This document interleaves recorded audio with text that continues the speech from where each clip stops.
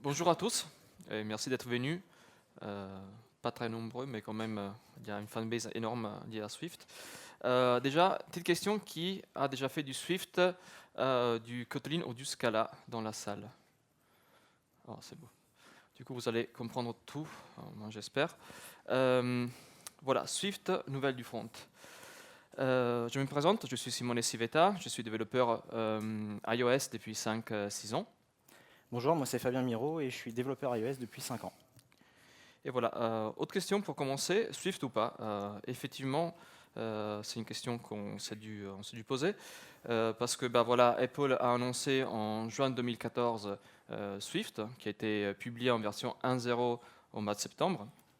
Ensuite, Xebia, la boîte pour laquelle on travaille, a publié la première application qui mélangeait à la fois Objective-C et Swift sur l'App Store, c'était le mois de novembre.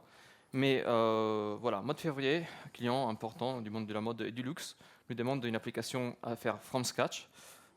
Et du coup, il fallait choisir si faire du Swift ou si rester sur de l'Objective-C, qui à l'époque c'était le langage qu'on maîtrisait. Avant d'aller un peu plus loin, on va essayer déjà de définir ensemble un peu ce qu'est Swift, le terme, afin que tout le monde ici ait vraiment la même connaissance autour de ça. Donc tout d'abord, comme le disait Simonet, Swift c'est le langage qui a été donc introduit par Apple lors de la WWDC 2014. Et il faut savoir qu'à l'époque, ça a vraiment été pour tous les développeurs de l'époque une annonce détonnante. Vraiment. Ce qu'on remarque tout de suite avec du développement Swift, c'est qu'on a un code qui est beaucoup plus lisible et moins verbeux. Je sais que l'Objective-C, c'est quelque chose qui a rebuté beaucoup de développeurs.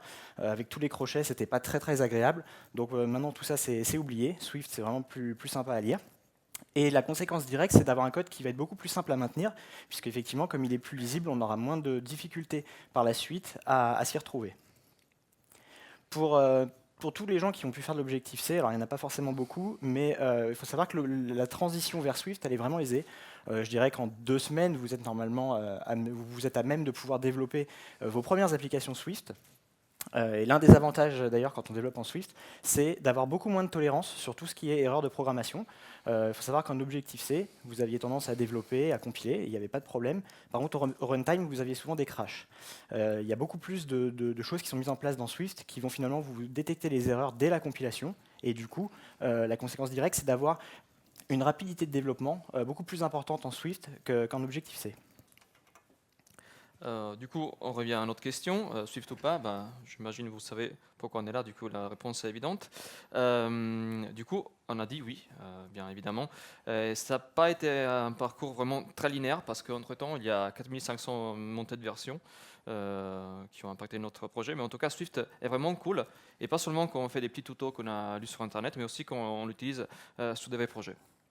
Alors aujourd'hui, on va vous parler de quelques exemples des codes. C'est des usages qu'on a utilisés, et ensuite on va passer à une partie plus liée à Objective-C et à comment maintenir notre application. Qui dit création d'un projet dit aussi dépendance. Et dépendance, jusqu'à l'année dernière, dans le monde Objective-C en tout cas, c'était plutôt des dépendances intégrées avec des librairies statiques. Et, sauf qu'avec Swift, on peut utiliser que des librairies dynamiques. Les librairies dynamiques, par contre, sont seulement supportées avec iOS 8, et du coup, on a dû abandonner iOS 7. Du coup, pour utiliser la dépendance, on utilise CocoaPods. Il y a d'autres frameworks comme Carthage, par exemple. Sauf que voilà, on a trouvé que CocoaPods c'était beaucoup plus stable, en tout cas pour nos usages. Il faut juste préciser la déclaration use framework pour utiliser des librairies dynamiques, comme je le disais tout à l'heure. On va maintenant passer à un exemple concret sur un des écrans que j'ai été amené à réaliser, donc c'est un flux d'activité. Pour vous présenter rapidement l'écran, c'est un peu ce qu'on retrouve sur Facebook, c'est-à-dire une sorte de mur dans lequel vous avez beaucoup de posts, et chacun de ces posts peut avoir une ou plusieurs photos, ainsi que des vidéos. Et évidemment, dans le cadre d'une application de ce type, le but est d'optimiser au maximum pour avoir une fluidité lorsque l'on va scroller dans l'application, et ce, malgré les milliers de posts qu'on va pouvoir avoir au sein de l'application. Donc pour obtenir quelque chose de très performant, on a utilisé quelque chose qui est arrivé avec Swift, donc les structs. Une struct, en fait, c'est tout simplement une entité qui va contenir que ce qu'on aura défini à l'intérieur. C'est d'ailleurs pour ça qu'elles sont aussi légères, et ça va vous donner du coup des meilleures performances que si vous utilisez une classe qui, elle, imbrique beaucoup plus de choses. Par contre, lorsque l'on utilise les structs, ce qui est important à noter, c'est que le stockage se fait en type valeur et non référence. Alors pourquoi c'est important? Parce que si vous déclarez une struct dans une classe A et que vous la passez à votre classe B, c'est une copie qui est effectuée. Du coup, si vous modifiez la struct initialement créée, les répercussions ne seront pas immédiates dans l'autre classe. Du coup, il faut bien penser à ça lorsqu'on utilise des structs. Alors avec un petit exemple, ce sera peut-être plus clair. Ici, c'est une struct qui décrit tout simplement l'image qui est présente et qui va avoir simplement quelques propriétés, donc un ID, une URL, un type, et voilà, c'est tout. Donc c'est vraiment la raison pour laquelle on a un objet qui est très léger, c'est qu'il n'y a vraiment rien en trop. Alors on vous parle de performance depuis tout à l'heure, et du coup on s'est amusé à faire un petit test avec 1 million de NSObjects et 1 million de structs. Donc on les a placés dans un tableau, et ce tableau, on a juste effectué une petite méthode de shuffle à l'intérieur. On voit qu'avec NSObject, cette méthode de shuffle nous a pris un peu plus d'une seconde, donc c'est loin d'être négligeable, alors qu'avec des structs, on est en dessous de 100 millisecondes. Donc évidemment, on ne manipule pas tous les jours 1 million d'objets, mais il est quand même intéressant de voir qu'il y avait une réelle différence de performance entre les deux. Donc la différence entre les structs et les classes, une struct ne peut pas hériter d'objets, hein, c'est d'ailleurs pour ça qu'elle est aussi légère. Du coup, elle n'a pas de déinitialiseur. Alors c'est juste quelque chose aussi qu'il faut savoir, c'est-à-dire qu'au moment où votre struct va être détruite, elle ne pourra pas en être informée, en tout cas pas directement. Donc il faudra trouver d'autres solutions pour arriver à le savoir. Et ce qui découle évidemment de tout ce qu'on a pu dire jusqu'à présent, c'est qu'on ne peut avoir qu'une seule référence d'une instance, évidemment, puisque dès qu'on la passe, elle est copiée. Alors les structs, c'est bien, et ce qui va nous servir le plus souvent, c'est à créer un objet métier lorsque l'on récupère des données d'un serveur. Donc ici, j'ai une méthode dans laquelle, en paramètre, on a un dictionnaire de données, et ce dictionnaire de données, je le sais, il correspond à mon utilisateur. Moi, ce que je souhaite derrière, c'est créer cet objet user. Donc là, je l'ai fait avec simplement 3 paramètres, et ça, c'est la méthode standard, on va dire. Donc on voit bien qu'il y a beaucoup trop de code. Là, on n'est que sur 3 paramètres. Si on en avait 10, on imagine la taille de la méthode. Donc ça marche, mais c'est vraiment pas le mieux. Donc, ce qu'il y a de bien avec Swift aussi, c'est qu'il y a quand même des librairies. Maintenant, le langage a été quand même pas mal utilisé.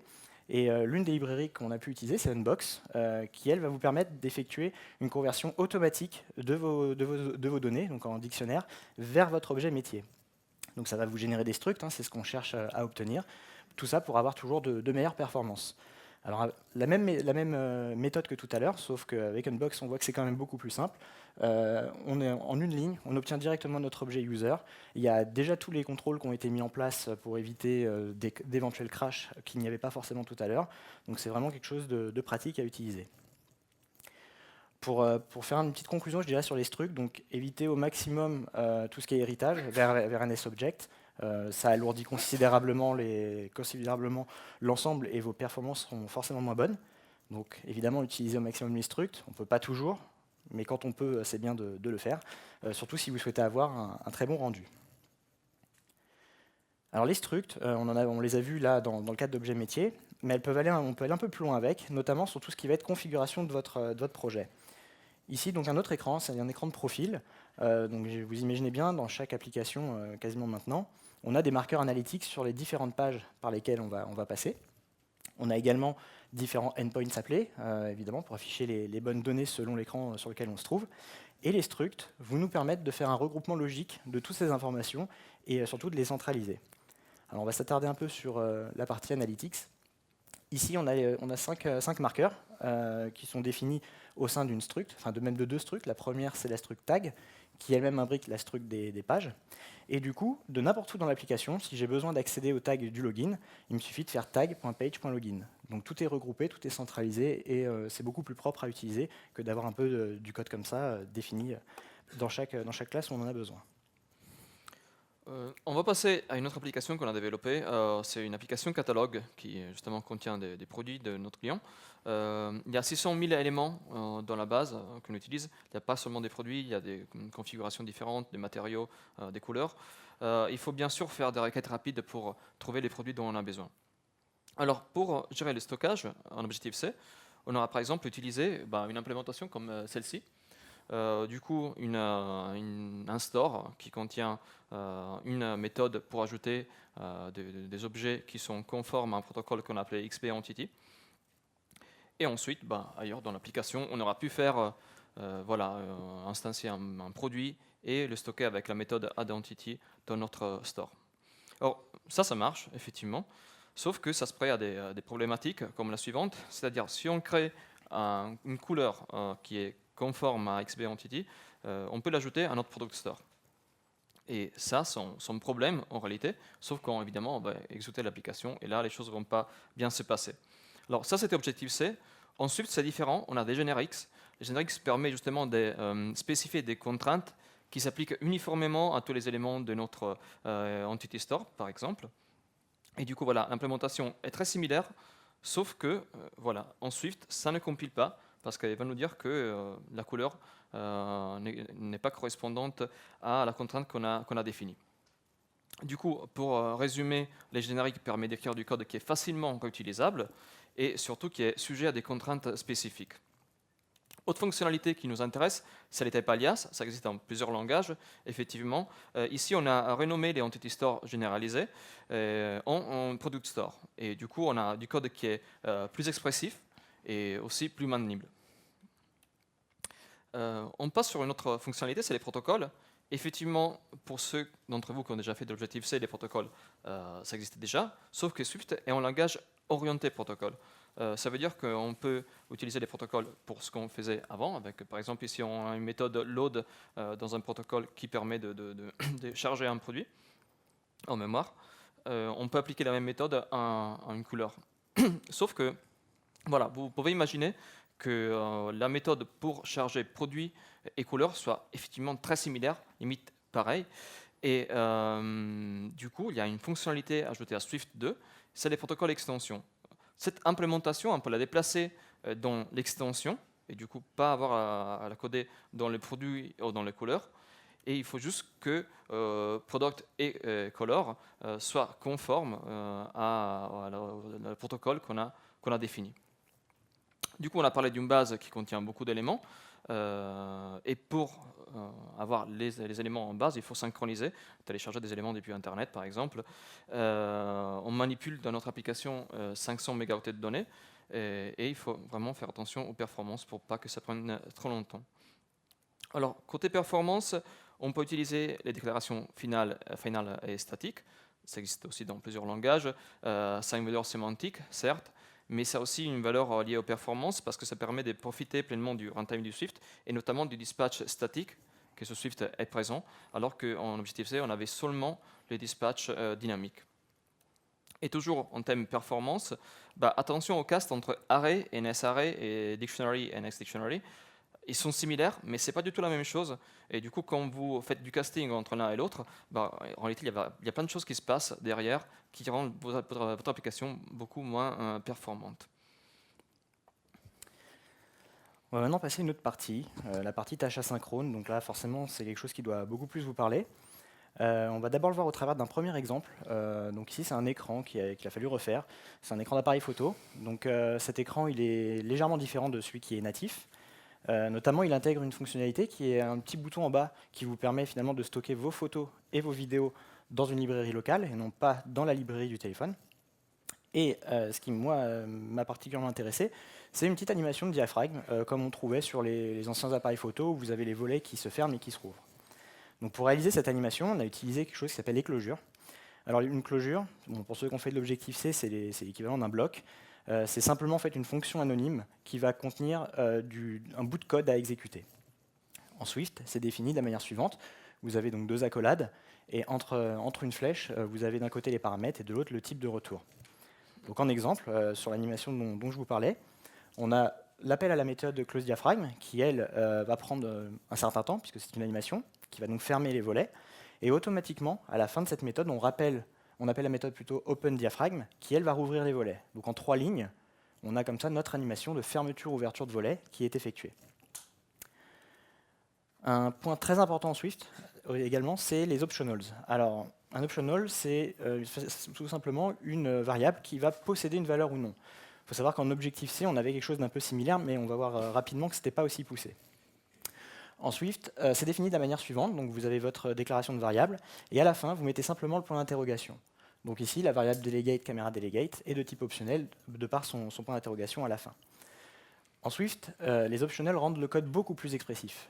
C'est vrai puisque chaque fois que vous allez avoir affaire à un optional, vous allez être obligé d'utiliser le point d'interrogation avant d'appeler une méthode ou ce genre de choses.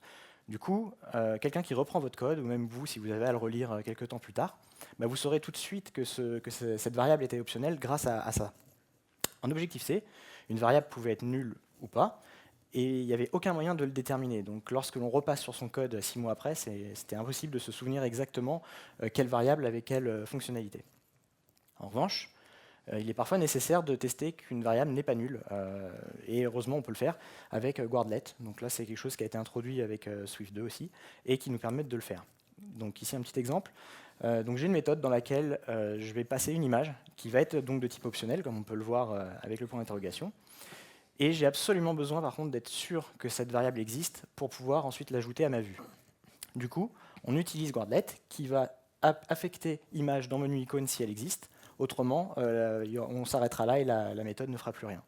Une fois qu'on est certain que menu icône existe, on peut évidemment utiliser cette image pour l'afficher. Du coup, premier constat avec les optionals par rapport entre Swift en tout cas et Objective-C, là c'est vraiment un retour qui nous est personnel, c'est que pour nous le langage Swift rend vraiment le code beaucoup plus stable. On a pu le voir à partir des différents exemples qu'on vous a montrés. Il y a beaucoup plus de vérifications qui sont mises en place et du coup, entre autres sur la partie optional, on a vraiment quelque chose qui nous permet de sécuriser aussi énormément notre application. Donc on a vu les tâches asynchrones sur une partie animation, et là on va passer sur une partie qui va forcément vous parler, c'est lors d'un appel vers un web service. Donc ici, l'appel en question, c'est pour poster un commentaire. Donc on peut le faire sur n'importe quel poste, de ceux qu'on avait vus au démarrage, lorsque je vous ai présenté l'application. Et évidemment, chaque poste vers un commentaire, c'est un appel asynchrone qui est effectué. Du coup, il est nécessaire derrière de gérer le type de retour, que ce soit d'ailleurs un succès ou une erreur. Tout ça, il faut pouvoir le gérer. Et on peut le faire de manière assez propre, en utilisant les promesses, donc vous connaissez sans doute déjà. On dit promesse, promise, futur. Les trois existent, donc là ce sera les promesses dans la présentation. Et donc ces promesses vous permettent d'avoir un code qui va être beaucoup plus lisible que si vous ne les utilisiez pas. C'est vraiment idéal pour tout ce qui est tâches asynchrone. On va le voir sur du téléchargement, du téléchargement et des appels web services, mais on peut l'imaginer sur d'autres types de tâches, notamment du traitement d'images ou ce genre de choses. Et la grande force, c'est de pouvoir les chaîner. Du coup, vous allez vraiment pouvoir avoir plusieurs tâches asynchrones effectuées les unes à la suite des autres, qui vont pouvoir s'imbriquer de manière très propre. Alors, on va avoir un petit exemple ici, donc sur toujours le poster un commentaire. On a d'abord une requête qui est effectuée, qui va simplement nous permettre de récupérer un token présent dans les headers de la réponse. Ce token est extrait, passé dans une seconde requête, qui, elle, va vraiment être la requête pour poster le commentaire. On remarque qu'une fois la seconde requête effectuée, on a un autre bloc success, il y en a deux, donc le second, appelle sendComplete pour nous dire que l'ensemble des requêtes est effectué et que du coup on peut passer à la suite. Également, ce qui est intéressant à noter, c'est le bloc failure, qui lui appelle donc sendFailed, et qui en fait est présent et concerne les deux requêtes. Donc c'est là où c'est vraiment fort. Si vous avez une erreur sur la première ou la deuxième requête, vous passez au même endroit, et du coup vous avez une gestion centralisée de vos erreurs, ce qui est bien mieux que de l'avoir dupliqué. Justement, on va le voir. Si on n'avait pas utilisé les promesses, alors là on avait quelque chose de beaucoup moins propre. On voit que le code est très indenté, on voit qu'il y a de la duplication de code, puisque sendFailed existe pour l'une ou l'autre des requêtes. Donc de manière générale, je pense qu'on est tous d'accord pour dire qu'il faut arrêter de coder comme ça et utiliser au maximum les promesses. En Swift, les promesses, ce qu'il y a de bien, c'est qu'on peut les mettre en place et il y a des librairies pour nous aider. Et d'ailleurs, heureusement, entre autres, il y en a une, c'est SwiftTask, c'est l'une des librairies principales. Il y en a d'autres, comme PromiseKit, mais nous, on va s'attarder plutôt sur celle-ci. Alors, ce qu'il y a de bien avec cette librairie, c'est que vous allez pouvoir mettre en place très facilement vos premières promesses. Donc ça, c'est super. Par contre, on a parfois quelques petites erreurs qui arrivent dans Xcode. Le type d'erreurs qui ne sont pas forcément simples à comprendre et à débugger. Ici, on a donc trois promesses qui sont enchaînées les unes à la suite des autres. Et on voit qu'il y a une erreur qui est remontée sur la ligne de failure. Sauf que si on regarde un petit peu en détail, on se rend compte qu'il n'y a absolument pas d'erreur sur cette ligne. C'est Xcode qui nous retourne cette erreur. L'erreur est bien plus haut, elle est ici, puisque le paramètre passé n'est pas bon. Mais Xcode n'a pas été capable de nous indiquer la bonne ligne. Donc au démarrage, lorsque vous utilisez les promesses et en tout cas SwiftTask, vous allez être sans doute amené à avoir des erreurs qui ne sont pas forcément claires, qu'on apprend à débugger et qu'on connaît à force, mais qui ne sont vraiment pas évidentes au démarrage. Du coup, on revient à notre application catalogue. Et évidemment, c'est un catalogue, il faut bien voir si un produit est disponible. Et pour faire ça, on fait des requêtes HTTP, tout simple, et on met à jour la UI. Jusqu'à là, tout est clair, j'espère. On récupère les données, du coup, depuis un fournisseur de données. On les désérialise parce que les données sont JSON, on a besoin d'objets Swift. Et ensuite, on met à jour la UI. Pour enchaîner ces tasks, on peut utiliser un paradigme FRP, je pense que beaucoup d'entre vous l'utilisent déjà, du coup, qui permet d'avoir une propagation des messages asynchrone et surtout robuste. Alors, FRP, en Swift, on l'utilise comme ça, par exemple, avec une librairie. On observe un objet status, un propriété status sur notre objet ViewModel, et on met à jour la UI des conséquences. Il y a différentes implémentations de RX, ou Reactive en tout cas, dans le monde Swift. La plus connue est très certainement Reactive Cocoa, qui depuis la version 3 supporte Swift, et aujourd'hui on est en version 4. Il y a aussi ReactKit et d'autres. Et nous, on utilise justement ReactKit parce qu'elle est un peu plus légère, un peu plus simple à mettre en place. Et pourquoi on parle de FRP alors que ça existait déjà en Objective-C, en tout cas ça existe dans tous les langages? C'est parce que voilà, ça c'est l'implémentation qu'on pouvait faire dans Objective-C. Et vous voyez tous ces crochets, tout ce casting qui était obligatoire parce qu'on avait un typage qui était faible. Et la même chose en Swift, et c'est exactement la même chose, c'est comme ça. C'est pas seulement plus joli à voir, mais c'est aussi beaucoup plus robuste parce que si on se trompe, ça compile pas, tout simplement, et c'est vraiment très puissant. Vous avez certainement vu qu'il y a une petite vipère, voilà, un serpent quelque part, et c'est un opérateur custom. Et cet opérateur custom, voilà, c'est une des fonctionnalités de Swift, malheureusement aussi, parce qu'on peut s'amuser à faire des choses plutôt bizarres, genre dire qu'en plus, en réalité, est une opération de subtraction. Du coup, je code ça, je laisse mon code à Fabien, et Fabien, après 6 mois, je pense qu'il va un peu galérer avec ça. Autre chapitre, c'est l'internationalisation.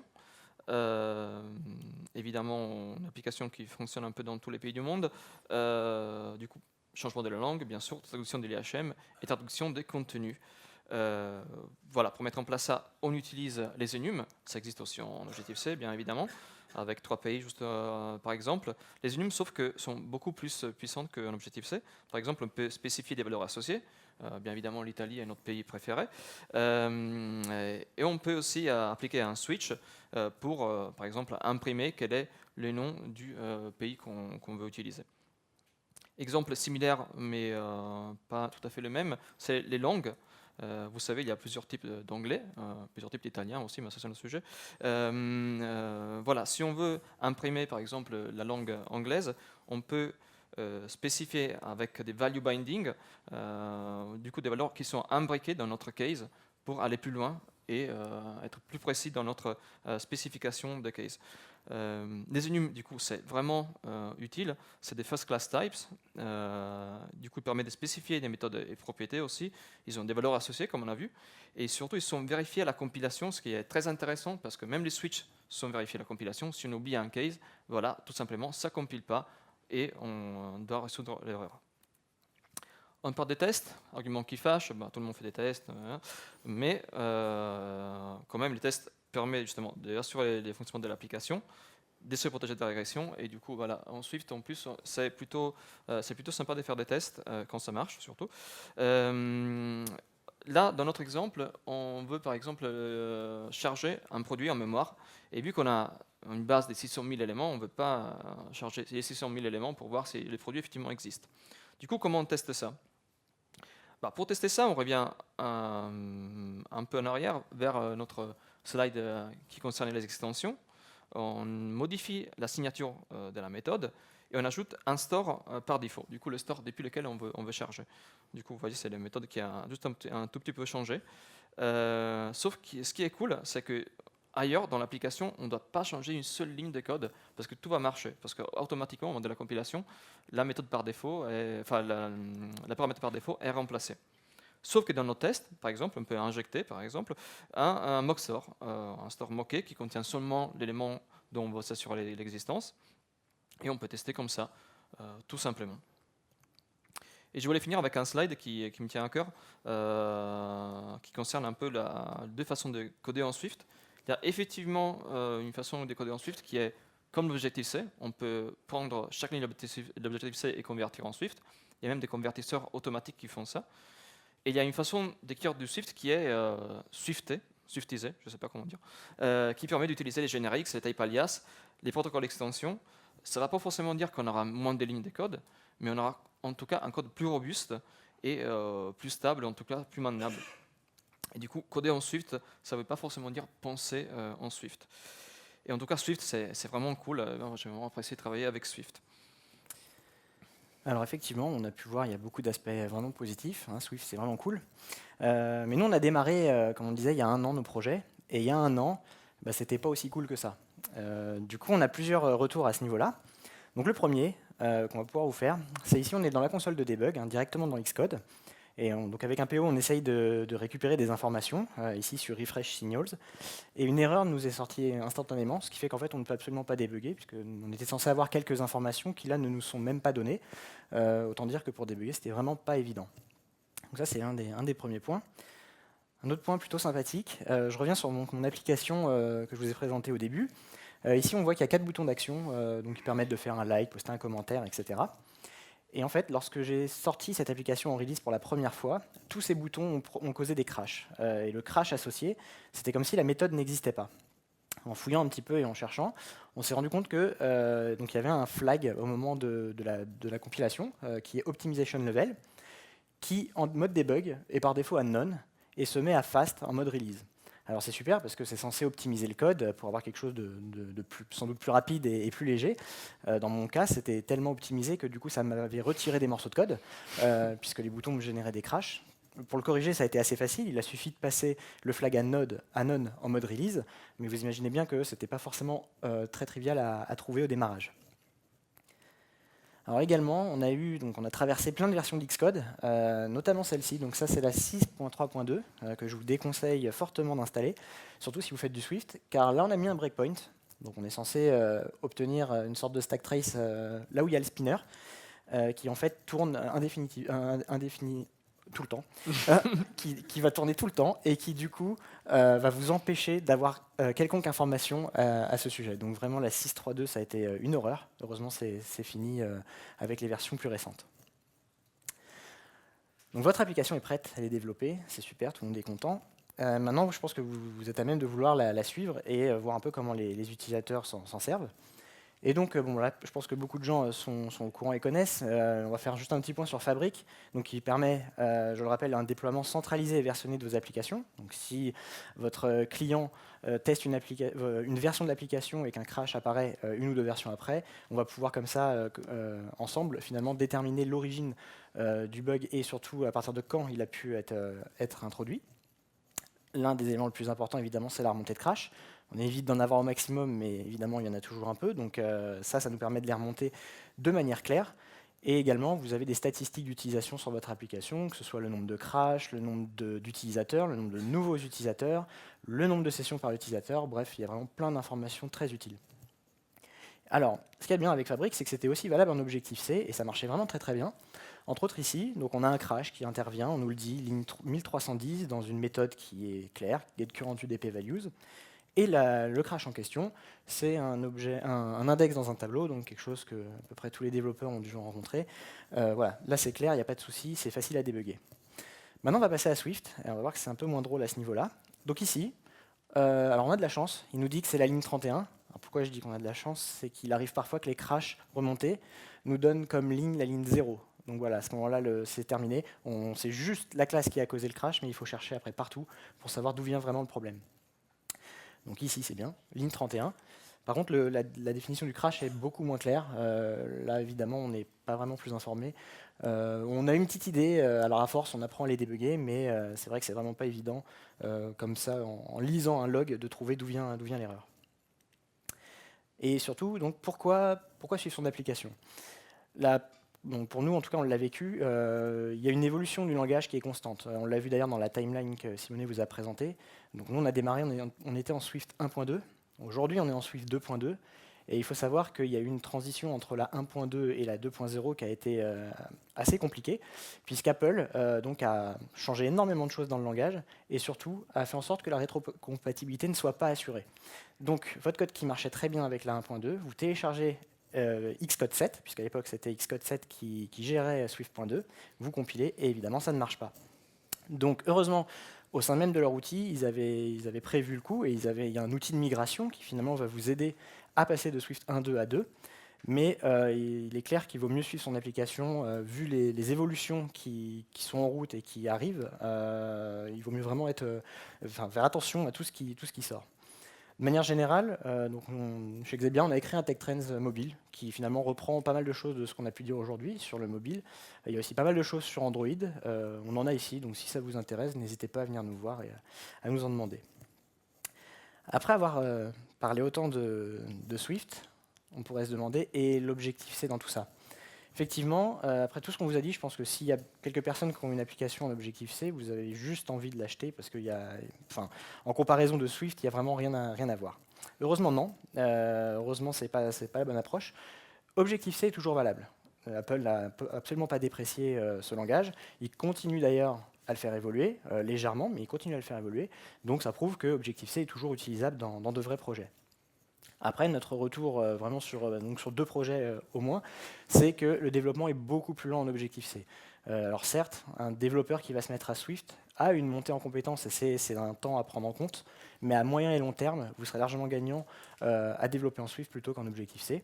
Du coup, pour ceux qui auraient une application en Objective-C, ce qu'on conseille, c'est évidemment une migration progressive où vous allez refondre certains écrans, les tester. Déjà, ça va éviter d'introduire plein de bugs avec une nouvelle version from scratch. Donc là, vous refaites un écran, puis lors de développement futur, vous allez en faire un second, etc. Et à terme, vous aurez finalement une application entièrement refaite en Swift. Donc c'est sans doute la meilleure approche dans pas mal de cas. Alors ici, un petit graphique intéressant. On n'en a pas beaucoup, mais là, c'en est un qui est plutôt bien. Pour comparer un peu l'utilisation des langages donc, depuis 2014. Alors en 2014, Objective-C, troisième langage le plus utilisé. C'était plutôt bien. Swift venait de sortir, donc 19e, assez loin. On remarque que très rapidement, donc un an plus tard, Objective-C a vraiment dégringolé, en passant de la 3e à la 14e place. Et Swift commence à vraiment avoir pas mal d'utilisateurs et donc monte légèrement. Et là, donc, les derniers chiffres, ceux de mars 2016, on a Objective-C qui maintenant est passé derrière Swift, qui est passé derrière Swift d'une place finalement. Ils ont juste inversé leur position en un an. Mais au-delà du fait que Swift monte, ce qui est plutôt logique, vu que c'est un langage plutôt jeune et que tout le monde a envie d'utiliser, c'est surtout la dégringolade d'Objective-C qui est intéressante à noter, puisqu'on voit bien que petit à petit, finalement, il y a de moins en moins de gens qui contribuent et qui vont finalement maintenir à terme leur solution ou leur librairie. Alors les avantages de Swift, c'est que c'est plus facile à maintenir et plus robuste. On l'a vu, il y a beaucoup d'exemples qu'on a pu vous présenter qui le montrent. Ça demande moins de code, ça on l'a vu aussi également, il n'y a plus tous les crochets, etc. Donc c'est vraiment plus agréable. Je vais faire un petit aparté, c'est que Swift s'ouvre au développement back. Alors ça c'est très intéressant. On a IBM qui est très, très proactif à ce niveau-là. On a également des librairies qui sortent pour développer des web services en Swift donc à destination du back. Ce qui est intéressant, c'est d'imaginer, peut-être à terme, d'avoir finalement un seul langage de programmation, que ce soit côté back et front. Alors évidemment, on n'en est qu'au début, mais je pense que c'est vraiment quelque chose à surveiller. Et enfin, on dirait que dans notre cas, on pense qu'il faut vraiment, pour tous ceux qui ont envie en tout cas, passer à Swift, on va dire le plus vite possible, en tout cas, et essayer, puisque Apple a mis en place quelque chose et le pousse quand même malgré tout. Donc il est vraiment temps pour tout le monde, pour tous ceux qui ont envie en tout cas, de se mettre à Swift pour être au maximum acteur de toutes les évolutions qui sont à venir par Apple. Alors on vous remercie d'avoir assisté à notre présentation. On espère que ça vous a intéressé, que vous avez retenu peut-être des choses qui vous ont donné envie de passer à Swift. Mais on a un petit truc en plus. It's awesome, it's amazing. En fait, on va annoncer la première conférence iOS et macOS de France, organisée par Xebia, notre boîte EcoCoré de Paris. Du coup, le 23-24 septembre 2016, les billets sont en vente vraiment depuis aujourd'hui, avec des blind birds, c'est-à-dire des billets vraiment pas chers à 80 euros. On va annoncer bientôt les speakers. Il y a vraiment des bons speakers en tout cas qui seront présents. Et voilà, c'est tout. Et merci de nous avoir écoutés, vraiment.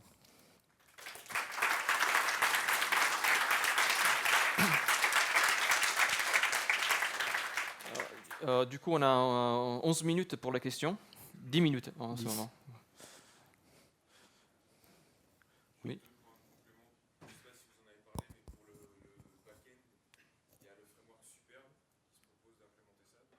Mhm.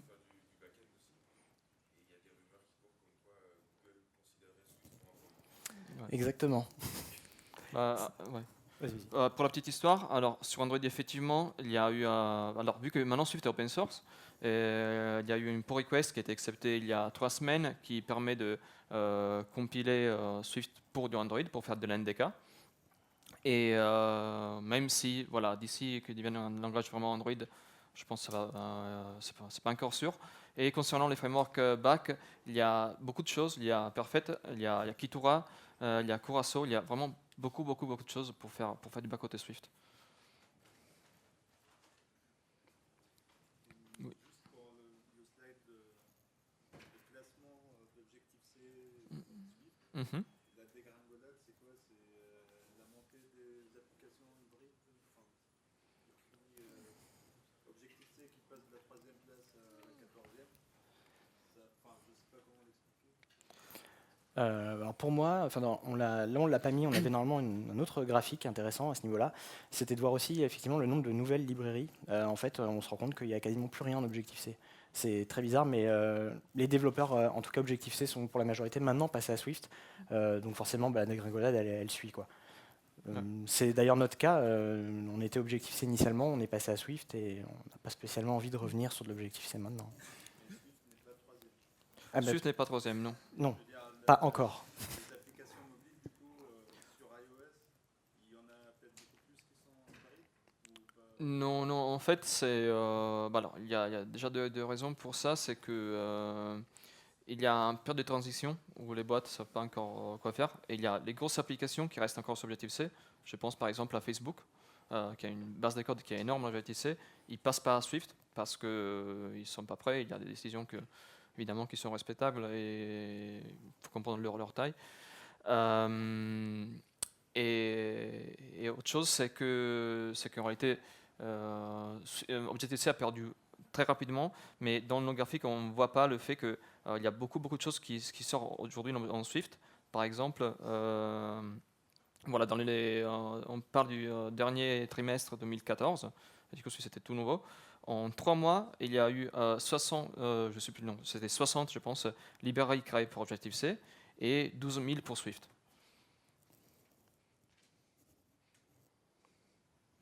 Voilà. Oui. Voilà. C'est aujourd'hui. C'est pas. Non, enfin, évitez ça, c'est sérieux. Voilà. Voilà. Si vous voulez bosser pour Xebia, vous aurez des personnes qui chantent Joyeux anniversaire tous les jours pour vous. Voilà, autre question Oui. Ouais.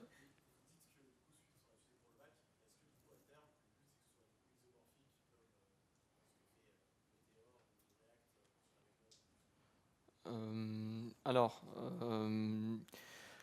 l'idée, alors pour l'instant c'est trop tôt. En réalité, pour voir, je pense que le but derrière, c'est de faire ça.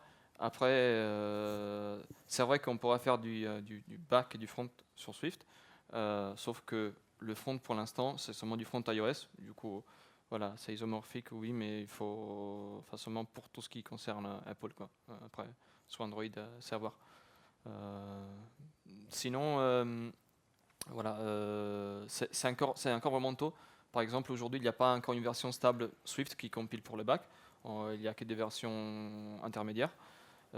Et en tout cas, la version 3.0, c'est la version qui va sortir en septembre et qui va comment dire, uniformiser tout ça. Et ça va être vraiment la version stable depuis laquelle partir pour faire du vrai développement back. Voilà. D'autres questions, d'autres curiosités je sais pas. Quand est-ce que c'est ton anniversaire, Fabien? Non, moi c'est bien plus tard. Ouais, c'est bien plus Voilà. tard. Mais tu peux me le souhaiter, hein, je veux bien. Ouais. Merci beaucoup. Voilà, merci encore.